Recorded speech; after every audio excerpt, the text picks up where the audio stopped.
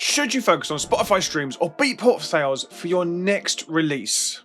They serve completely different audiences. And it might feel that these platforms are in competition with each other, but the truth is actually more surprising. Whether you're looking to gain fans, climb the charts, or improve as an artist, stick around because I'm going to show you how to build a strategy that covers both Beatport and Spotify. Let's do this. What's going on, everyone? Hi, I'm Grahame Farmer, founder of Data Transmission. And for the last 20 years, I've been working in electronic music. And the last 10 years, I've been working with artists, DJs, and producers to help them go from their first 1,000 streams to growing their careers to playing festival stages all over the world. Take Get the Jackets, for example. When he joined my course, The Artist Blueprint, he was aiming to get 1,000 monthly listeners. And I told him, why don't we aim for another 10 and get 10,000 and then 100,000 and then 1 million? And I told him to add a zero every time. And now he's up to 30,000 monthly listeners. And we're all buzzing by it. His growth came from understanding how to strategically release music and serve the right audiences on the right platforms. Today I'm going to break down the key points between Spotify and Beatport and share how you can maximize the strategy across both platforms.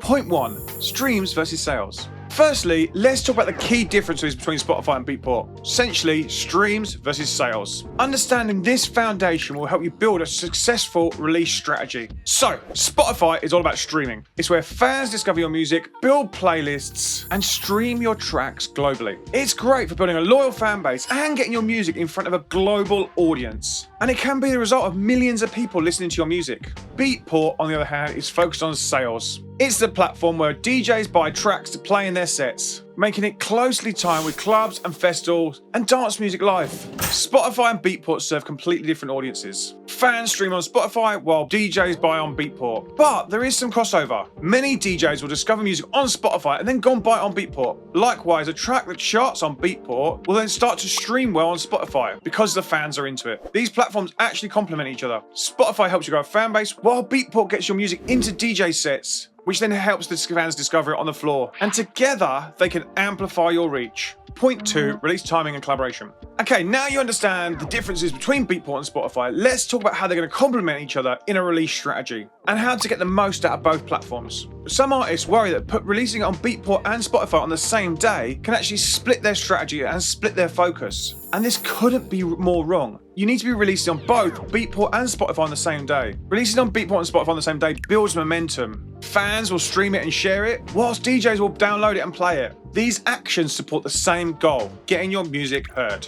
For the small and aspiring artists, labels with Beatport connections can actually get your tracks into the charts, the feature banners, and the front page coverage. And then there's Beatport Hype. What's that, I hear you cry? Beatport Hype is a program designed by Beatport to help smaller and newer labels, and it helps them get more visibility on the platform. So if you're an aspiring DJ producer and you're trying to build yourself and get on these medium to mid-tier labels or newer labels, then Beatport Hype and having a label on the Beatport Hype is going to actually give you more potential placements and opportunities and chart positioning. Now, the label has to pay to be part of Beatport Hype, but it's only a small monthly subscription. And if a track gets into the Beatport Hype charts or gets a banner or a front page placing from the Beatport Hype section, this can all help the release and it can all help the release grow. Tracks featured on the Hype banners can actually get more sales, which then helps you climb the chart faster and catch the attention of DJs that look at those charts and actually get more sales from being in that chart. Now, let's talk about something that's not openly discussed, and that's gamifying the chart. Some labels and artists will buy their own music to push their track up the chart and get it into the chart in the first place. And with Beatport Hype, those labels, it's actually less sales than you think to get into those charts and start getting traction in that chart. And why do they do that? Because once you're in the chart, it kind of self-perpetuates. People see it in the chart, then other people buy it, and it then pushes it up the chart. And once it goes up the Beatport Hype chart, it can then go up the Beatport main chart and then go up the Beatport full chart. So you'll go up the hype, then up the genre, and then up the official chart. And that's all going to help your track grow over a period of time. All you're doing is basically spending a bit of your marketing budget to push your track up and get it more visible in that chart. And while this sounds a bit controversial, it does give you visibility in that chart. And it's worth knowing this happens, so you can decide whether you want to play the game or not. And if you've been wondering how tracks do skyrocket up charts, it's probably because of this method in the first place. So this can give you a strong start to your release, and your release release campaign on Beatport, which then helps it get the chances of other DJs playing it, maybe getting some social content, maybe getting some support from bigger artists because they're looking at those charts and buying music from those charts. Now, at the same time as this is all happening, the labels can actually pitch your track to Spotify playlists, and you as artists can pitch your track to Spotify playlists to help it grow traction on Spotify. DJs also can play a big supporting role by including your track in mixes, playing in their shows, creating clips for you on social content, which can all drive traffic to both platforms. For Beatport, work consistently with the label. Try and build a Beatport chart. Ask to try and get featured in their Beatport charts. Ask for feature coverage on the front page. The labels will be pitching you anyway, but you can also make your own charts, and that can be supported via the labels. For Spotify, focus on pitching your track to playlists. Make sure you've got a pre-save campaign and engage with your fan base to drive the streams, and use the social media to bridge the gap.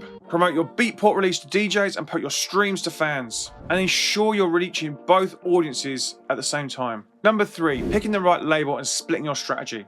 Why does picking the right label matter? The label you choose determines whether a track can get attention or sync, and essentially there's plays and listens and downloads it deserves. Some labels are better on Beatport, and some labels are better at streaming on Spotify. Some labels will get regular chart placements on Beatport and front page banners and always be in the Beatport charts. And some other labels will have much better streaming, they'll have better connections to Spotify, they'll get editorial content, and they'll get in loads more playlists. And you can actually split your strategy with the releases. And one way to do this is to maximize your music and think about where the music might land. And one month it might be aiming at labels that are going to have a good Beatport campaign for you. And another month it might be aiming at labels that have good streaming, which means that you're making a different type of track for that platform. Make tracks that are really going to be club focused. And then other tracks that sit in the same genre, but then are aimed more at the streaming market. And that's going to give you a wider network and a wider potential for you to grow as an artist, whilst all staying consistent to your creative vision and your sound. It's definitely possible, and you'll see the big artists do it a lot. And then by tailoring what works for each platform, you're kind of leaning in with each release, and you'll know where to focus more of your campaign and where you're focusing more of your energy.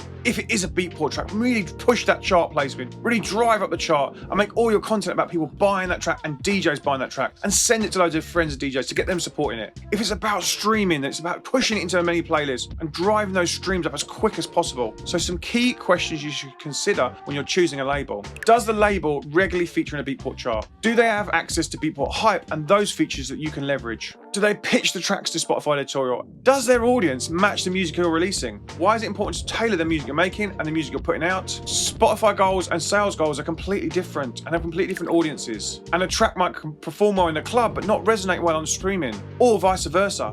And if your goal is about DJ support, then think about which platform it's going to go on. And then partner with the labels that have really good support on Beatport. And don't forget the other platform. There are millions and millions and millions of people streaming music every single day on Spotify. It's got the biggest dominance of music listening across the world, and it's the most discoverable platform for music across the world. By splitting your releases up, you can focus on one or the other, and this ensures building a fan base across these two platforms. Now, let's bring this all together because there's a real connection between Beatport and Spotify. They're not actually just complementary, they're collaborative as well. So should you focus on Beatport or Spotify? The simple answer is both. By understanding their unique audiences and using them strategically, you can grow your music much faster and get more people listening to your music. Now, here's a real twist. Beatport and Spotify are actually collaborative, and they're not just complementary. If you get a Beatport banner and features in the chart, then your track goes into the Beatport Spotify playlists, and they've got playlists on there, and you're gonna get more streams and more ears by getting in the banners over here. There is a direct pipeline from DJ-focused music to streaming. So by choosing the right label and splitting your strategy, you can cater to both DJs and music fans, and then you can get maximum exposure across both platforms. And the result is a feedback loop that grows you on both platforms. Success. DJs discover on your track on Spotify, and then they go and buy it and download it and play it on their sets. Or fans discover it in a DJ set, and then they go and stream it on the Spotify platform. Spotify and Beatport aren't competitors. They're actually two sides of the same coin. And a successful release strategy connects both points together and gets your music heard by millions of people. If you found this video useful, hit the like button and become one of the subscribers and join our family on our YouTube here. We're in a brand new year, and I want to try and get to 100,000 subscribers this year. We're halfway there nearly. Can we do this? Become part of a fam, and we can only do this by you hitting that subscribe button. Also, if you've got a release coming this year, let me know in the comments what it is. I'd love to know what your releases are, what music you're coming out this year, and what you've got going on in 2025. So when it comes to Beatport versus Spotify, here's the bottom line. Success on both platforms is about understanding their unique audiences and then tailoring your release strategy. But to truly maximize the potential on either platform, it's all about being on the right record label for your sound. In dance music and getting on Beatport and Spotify, it isn't just about the music, it's about working with the labels that are going to position your tracks on either platform and get your music heard by DJs and fans. But how do you get on the right label even if you're just starting out? Well, that's exactly what I cover in this video. I talk about 5 actionable steps to get you signed to any label this year. Go and jump into it and I'll see you in there. See you later. Bye.